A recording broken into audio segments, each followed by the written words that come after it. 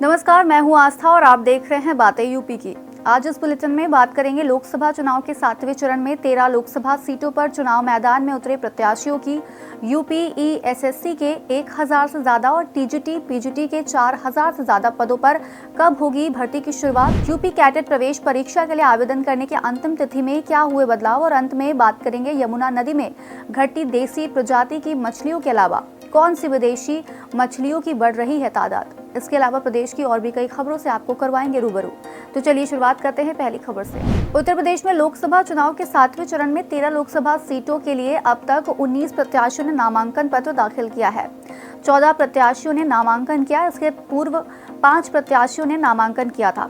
प्रदेश के मुख्य निर्वाचन अधिकारी के अनुसार प्रदेश में 7वें चरण की 13 लोकसभा निर्वाचन क्षेत्र के लिए महाराजगंज, गोरखपुर, कुशीनगर, देवरिया, घोसी, सलेमपुर, गाजीपुर, चंदौली, वाराणसी और मिर्जापुर से नामांकन किया गया है। नामांकन भरने की अंतिम तिथि 14 मई है। उत्तर प्रदेश शिक्षा सेवा चयन आयोग सहायता प्राप्त अशासकीय महाविद्यालयों में असिस्टेंट प्रोफेसर के 1017 पदों के लिए जल्द भर्ती प्रक्रिया शुरू करेगा। इसके बाद टीजीटी पीजीटी के 4163 पदों पर भर्ती की जाएगी। बता दें कि शिक्षा सेवा चयन आयोग उत्तर प्रदेश लोक सेवा आयोग की तर्ज पर काम करेगा। इस पर रिपोर्ट तैयार करने के लिए कमेटी भी बनाई गई है। कमेटी को 15 दिनों में रिपोर्ट देनी होगी। आयोग के कार्यवाहक अध्यक्ष की बैठक में भर्ती प्रक्रिया, नियम शर्तें, भर्ती के मापदंड आदि बिंदुओं पर विस्तार से चर्चा भी की गई है। अध्यक्ष तथा सदस्यों का भर्तियों की निष्पक्षता तथा पारदर्शिता पर विशेष जोर रहा है। उत्तर प्रदेश के 5 कृषि विश्वविद्यालय में होने वाली यूपी कैडेट की प्रवेश परीक्षा को लेकर आवेदन की अंतिम तिथि को 10 दिन बढ़ाकर 17 मई तक कर दिया गया है। पहले आवेदन करने की अंतिम तिथि 7 मई थी। प्रवेश परीक्षा में अधिक से अधिक संख्या में विद्यार्थी प्रतिभाग करें, इसलिए आवेदन बढ़ाने का निर्णय लिया गया है। प्रदेश के 5 विश्वविद्यालय में प्रवेश के लिए Uttar Pradesh combined agriculture and technology entrance test की 3354 सीटों के लिए 11 और 12 जून को प्रदेश के विभिन्न 11 शहरों में परीक्षा होनी है। संघ लोक सेवा आयोग ने भारतीय वन सेवा परीक्षा यानी IFS 2023 का फाइनल रिजल्ट जारी कर दिया है। इसमें ऋत्विका पांडे ने ऑल इंडिया 1 रैंक हासिल की है।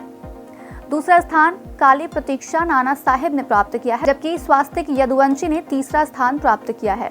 UPSC IFS 2023 result official website upsc.gov.in पर जाकर चेक किया जा सकता है। आयोग ने अपनी वेबसाइट पर अंतिम रूप से चयनित उम्मीदवारों की पूरी लिस्ट अपलोड की है। भारतीय जूनियर हॉकी टीम में शहर के शारदानंद तिवारी को मौका मिला है। उन्हें यूरोप के दौरे के लिए टीम का उप कप्तान बनाया गया है। नीदरलैंड में 20 से 31 मई तक होने वाले प्रतियोगिता में भारतीय जूनियर टीम 5 हॉकी मैच खेलेंगे। इसमें 2 मैच बेल्जियम और 2 मैच इंग्लैंड के खिलाफ और 1 मैच मेजबान नीदरलैंड के खिलाफ होगा।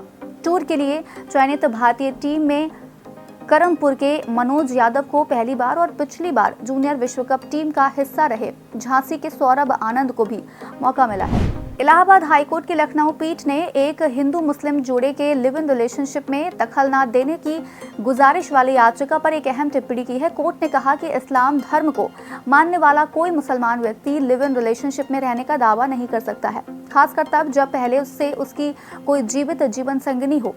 कोर्ट ने कहा कि जब किसी नागरिक की वैवाहिक स्थिति की व्याख्या पर्सनल लॉ और संवैधानिक अधिकारों यानी कि दोनों कानूनों के तहत की जाती है, तब धार्मिक रीति रिवाजों को भी समान महत्व दिया जाना चाहिए।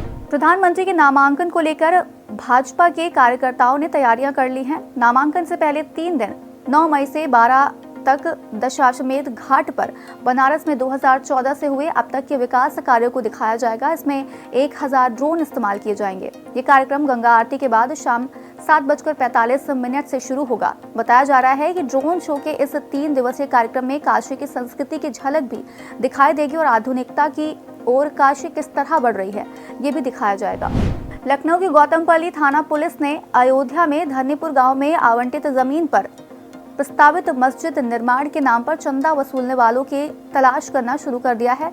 पुलिस ने फर्जी खाता खोलकर चंदा लेने के लिए खाता खोलने वाले के विषय में बैंक से जानकारी मांगी है। साथ ही लिखित जानकारी देकर बैंक खाता फ्रीज करवा दिया है। खाता खोलते वक्त खाता धारक द्वारा लगाए गए दस्तावेजों को भी मांगा गया है ताकि इसे ऑपरेट करने वाले की जानकारी ली जा सके। बता दें कि इस मामले में FIR Indo Islamic cultural foundation trust के मुख्य ट्रस्टी व यूपी सुन्नी सेंट्रल वक्फ बोर्ड लखनऊ के अध्यक्ष जुफर अहमद फारूकी की तहरीर के आधार पर लिखी गई है। सरकारी अस्पतालों में आने वाले मरीजों को बेहतर सुविधा देने के लिए स्वास्थ्य विभाग प्रयासरत है। इसी कड़ी में खून की जांच की सभी रिपोर्ट अब ऑनलाइन उपलब्ध कराई जा रही हैं। ये सुविधा प्रदेश के 75 सरकारी अस्पतालों में मिलने लगी है। जल्द ही अन्य अस्पतालों में भी ये सुविधा देने की तैयारी है। ये सुविधा आपको अस्पताल की लैब द्वारा ही दी जाएगी। जब आप ब्लड सैंपल जमा कराएंगे तो आपका नाम व मोबाइल नंबर पंजीकृत कर लिया जाएगा। जांच रिपोर्ट तैयार होने पर आपको रिपोर्ट तैयार होने का मैसेज और फिर रिपोर्ट का लिंक भेजा जाएगा, जिसे आप अपने मोबाइल पर डाउनलोड कर सकते हैं। यमुनोत्री से शुरू होकर प्रयागराज तक 1368 किलोमीटर लंबी नदी यमुना में 126 प्रजाति की मछलियां रहती हैं। केंद्रीय अंतरस्थलीय मत्स्य अनुसंधान केंद्र यानी कि सिफरी प्रयागराज की ओर से पहली बार पूरी यमुना नदी में मछलियों की प्रजाति का सर्वे किया गया है। 5 सदस्यीय टीम ने 3 वर्ष के सर्वे में पाया कि पर्यावरणीय बदलाव का असर मछलियों पर पड़ रहा है। यमुना में भारतीय प्रजाति की मछलियों की आबादी कम हुई है, जबकि विदेशी प्रजाति की मछलियां बढ़ी हैं।